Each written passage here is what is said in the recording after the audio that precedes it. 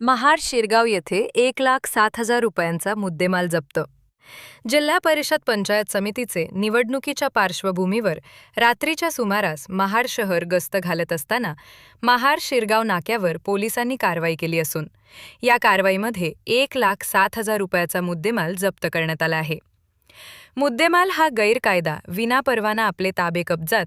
स्वतःचे फायदाकरिता व विक्रीकरता त्याचे ताब्यातील मध्ये इर्टिका कार क्रमांक MH06CL7567